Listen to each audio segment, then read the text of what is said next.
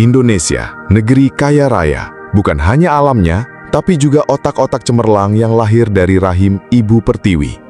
Tapi sayang, tak semua karya anak bangsa mendapat panggung di tanah kelahirannya sendiri. Ada yang ditolak, dicibir, bahkan dihancurkan, hanya untuk kemudian dipuja-puji di negeri orang. Ironis? Sangat. Tapi nyata. Dari teknologi penyembuh kanker, mobil listrik, hingga inovasi ramah lingkungan, mereka membuktikan bahwa mimpi tak bisa dibunuh oleh penolakan. Cakriif akan membedah satu persatu kisah mereka dengan gaya dramatis, penuh emosi, dan tentu saja penuh ironi. Saksikan sampai akhir dan tanyakan pada diri kita sendiri, kapan Indonesia akan benar-benar percaya pada anak bangsanya sendiri?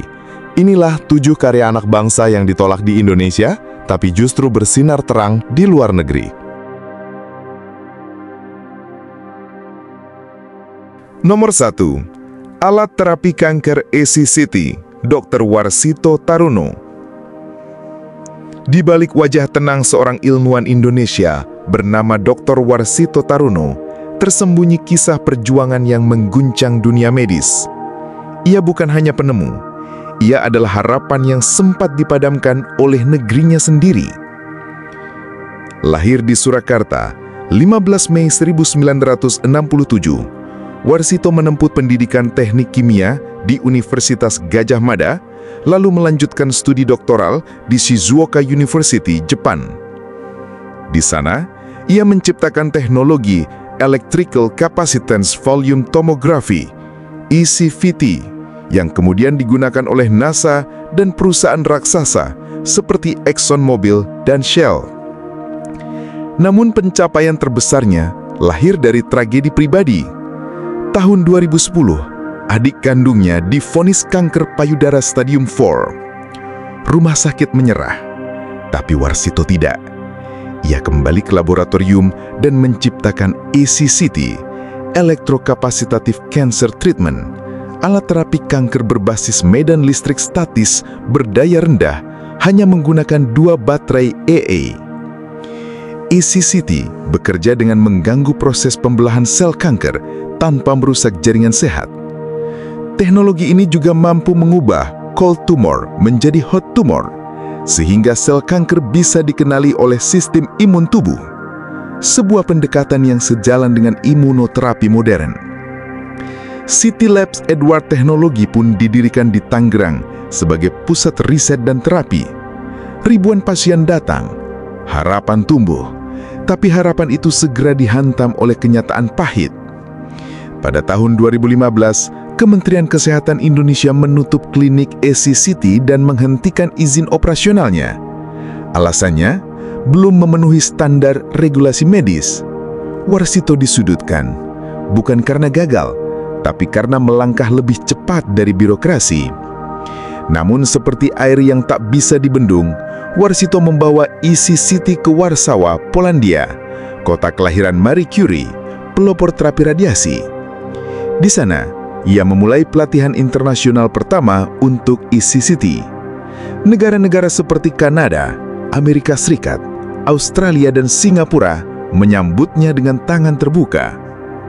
April 2017, ECCT dipresentasikan dalam konferensi kanker di Royal College of Physicians London di hadapan 280 peserta dari 25 negara. Dunia mengakui, tapi Indonesia masih diam. Kita sering bangga setelah dunia memuji anak bangsa, tapi kapan kita akan percaya sebelum mereka pergi? Nomor 2. Mobil listrik Selo, Ricky Elson. Tahun 2013, Indonesia sempat mengguncang dunia otomotif. Bukan karena mobil mewah impor, tapi karena sebuah mobil listrik sport bernama Selo. Mobil ini bukan buatan pabrik asing. Ia lahir dari tangan anak bangsa, Ricky Elson. Ricky, pemuda asal Padang, menghabiskan 14 tahun hidupnya di Jepang, menimba ilmu dan mengembangkan teknologi motor listrik. Ia memiliki 14 paten internasional. Tapi ia memilih pulang. Ia ingin membangun negeri. Atas permintaan Menteri BUMN saat itu, Dahlan Iskan, Ricky diminta mengembangkan mobil listrik nasional. Maka lahirlah Selo, mobil sport bertenaga listrik yang mampu melaju hingga 220 km per jam dan menempuh jarak 250 km dalam sekali cas. Desainnya futuristik, performanya menjanjikan. Indonesia bangga. Sebentar. November 2013, Selo tampil di ajang konferensi tingkat tinggi APIT di Bali. Dunia melirik. Tapi tak lama kemudian, badai datang. Tahun 2014, Kejaksaan Agung menyita mobil-mobil listrik karya anak bangsa, termasuk Selo, dalam kasus pengadaan mobil listrik yang melibatkan Dasep Ahmadi. Meski Ricky tak terlibat, nama Selo ikut tercemar. Lalu muncul pernyataan dari pejabat kejaksaan. Mobil listrik ini tidak lolos uji emisi dan berbahaya di jalan raya. Sebuah pernyataan yang keliru, karena mobil listrik tidak menghasilkan emisi, tidak punya knalpot, tidak punya mesin pembakaran internal. Tapi narasi itu terlanjur menyebar. Selo pun gagal mendapat izin jalan dari Kementerian Perhubungan. Ricky menunggu 2 tahun lamanya. Tak ada dukungan, tak ada klarifikasi resmi. Selo terparkir, mimpi terhenti. Tapi harapan tak mati. Malaysia datang dan meminang teknologi Selo. Kini mobil itu dikembangkan di negeri jiran. Sementara di tanah airnya sendiri, ia hanya jadi kenangan. Ricky tetap berkarya. Ia membangun pesantren teknologi di Garut. Ia mendidik anak-anak muda agar tak patah semangat. Tapi luka itu masih ada. Karena mimpi yang ia bawa pulang justru ditolak oleh rumahnya sendiri. Kita sering bicara tentang revolusi industri. Tapi apakah kita siap menyambut revolusi dari anak bangsa sendiri?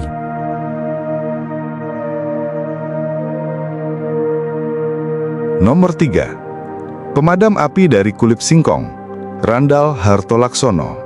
Terkadang, penemuan besar lahir bukan dari rencana, tapi dari kecelakaan kecil yang membuka mata dunia. Itulah yang terjadi pada Randall Hartolaksono, ilmuwan asal Surabaya, kelahiran 19 Maret 1956. Tahun 1979, saat masih kuliah di Universitas London, Randall tengah meneliti saripati kulit singkong sebagai pelumas engsel robot. Dalam sebuah eksperimen, cairan itu tak sengaja tumpah ke atas nyala api. Dan yang terjadi, mengejutkan. Api padam seketika, tanpa suara, tanpa ledakan, tanpa asap. Randall tak mengabaikan keajaiban itu. Di bawah bimbingan Profesor Evans, ia mulai meneliti lebih dalam. Apa yang membuat kulit singkong mampu memadamkan api? Ia menemukan bahwa senyawa aktif seperti tripotasium sitrat dalam kulit singkong mampu menghambat reaksi berantai radikal bebas dalam proses pembakaran. Selama 10 tahun berikutnya, Randall mengembangkan cairan pemadam api dari kulit singkong. Ia menguji efektivitasnya terhadap berbagai jenis kebakaran, termasuk ledakan gas LPG, penyebab utama kebakaran rumah tangga di Indonesia. Ia menghabiskan dana pribadi hingga 10 miliar rupiah untuk riset ini. Hasilnya, cairan ini bukan hanya memadamkan api, tapi juga mencegahnya menyala kembali. Produk ini kemudian dikembangkan menjadi cat tahan api, pelapis kabel, dan pelindung bangunan.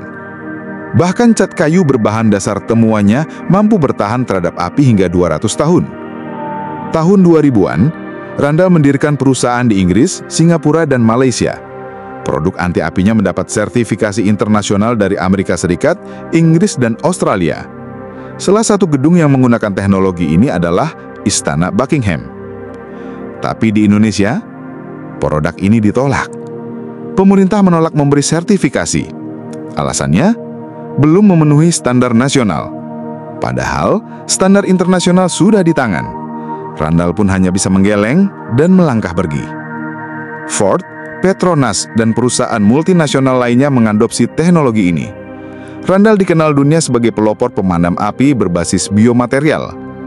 Tapi di tanah kelahirannya sendiri, namanya nyaris tak terdengar. Kita sering bicara tentang inovasi lokal, tapi apakah kita benar-benar siap untuk mengakui bahwa solusi besar bisa lahir dari kulit singkong?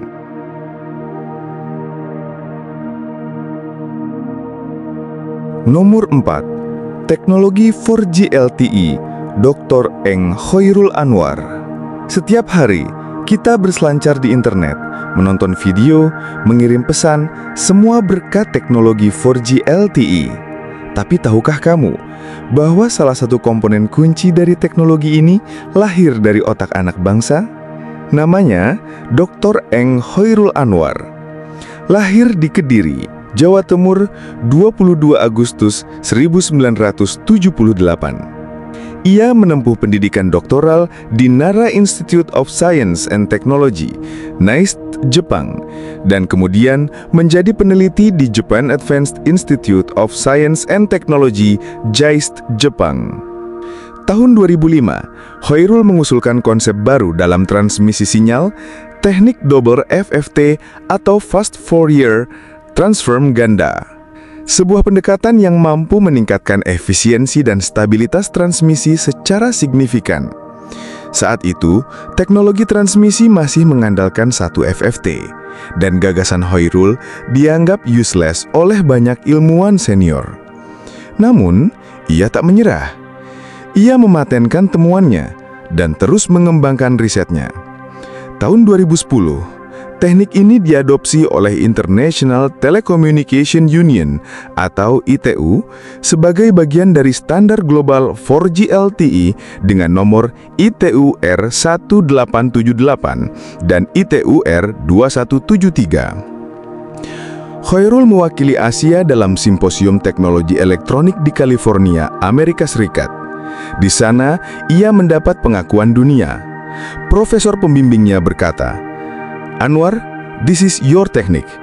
Sebuah kalimat yang mengukuhkan bahwa gagasannya telah menjadi bagian dari revolusi komunikasi global. Namun di Indonesia, namanya nyaris tak dikenal. Ia tidak pernah diundang untuk merancang sistem telekomunikasi nasional. Tidak ada penghargaan negara, tidak ada dukungan riset lanjutan. Ia tetap berkarya di Jepang, jauh dari tanah kelahirannya. Kita bangga menggunakan teknologi 4G, tapi kita lupa bahwa salah satu fondasinya berasal dari anak negeri. Kita sering bicara tentang kebanggaan nasional, tapi apakah kita benar-benar mengenali para pahlawan teknologi kita sendiri? Nomor 5. Kompor biomasa, Muhammad Nur Huda. Di tengah hiruk-pikuk kota dan krisis energi yang menghantui desa-desa, seorang dosen dari Malang diam-diam menciptakan solusi yang sederhana, tapi revolusioner. Namanya Muhammad Nur Huda. Sejak tahun 2008, Nur Huda, dosen Fakultas MIPA Universitas Brawijaya, meneliti cara memasak yang hemat, bersih, dan ramah lingkungan.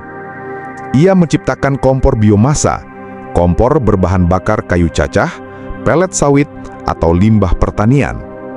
Tanpa asap, tanpa emisi berbahaya, bahkan gas buangnya jauh di bawah ambang batas WHO. Kompor ini terdiri dari 3 komponen: ruang pembakaran, sistem ventilasi, dan pelindung panas berbahan stainless steel. Harganya hanya sekitar Rp195.000, tapi manfaatnya tak ternilai. Tahun 2012, Nur Huda menjalin kerjasama dengan perusahaan Prime Cookstove dari Norwegia. Produksi dilakukan di Surabaya, lalu dikirim ke berbagai negara: India, Meksiko, Peru, Timor Leste, Kamboja, dan belahan Afrika. Kompor ini menjadi solusi utama di daerah terpencil yang tak terjangkau jaringan gas. Namun di Indonesia, kompor ini justru sepi peminat. Pemerintah tak memberi dukungan. Masyarakat lebih memilih kompor gas bersubsidi. Padahal di desa-desa yang kaya akan kayu dan limbah pertanian, biomasa bisa jadi jawaban atas krisis energi. Tahun 2015, Nur Huda memamerkan kompor ini di kampus UB, tapi produksi dalam negeri tetap minim, hanya berdasarkan pesanan. Tahun 2018, dalam pertemuan dengan World Bank di Yogyakarta, kompor biomasa Indonesia dibandingkan dengan negara lain. Hasilnya, dinilai kurang efisien dibanding LPG. Produksi pun perlahan dihentikan. Kompor ini pernah mendunia, tapi kini tinggal kenangan. Kita bicara transisi energi, tapi menolak solusi yang lahir dari tanah sendiri. Kapan kita benar-benar percaya bahwa inovasi tak harus mahal asal datang dari hati? Nomor 6. TV rakitan dari limbah, Muhammad Kusrin. Di sudut Karanganyar, Jawa Tengah, seorang pria lulusan SD membuktikan bahwa keterbatasan bukan penghalang untuk berkarya. Namanya Muhammad Kusrin. Ia bukan insinyur, bukan sarjana teknik, tapi ia punya satu hal yang tak bisa dibeli: keuletan. Tahun 2009, Kusrin memulai perjalanan dari nol. Ia membeli radio rusak seharga Rp80.000, memperbaikinya, dan menjualnya kembali. Dari situ, ia belajar otodidak tentang dunia elektronik. 4 tahun jadi teknisi, ia mulai merakit televisi dari limbah komputer dan komponen bekas.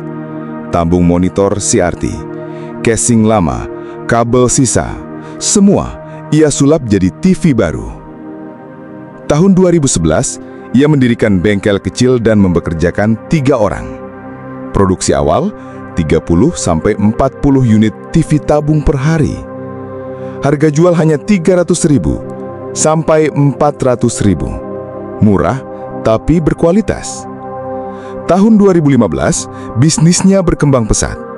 Ia punya 32 karyawan dan mampu memproduksi hingga 150 unit TV setiap hari.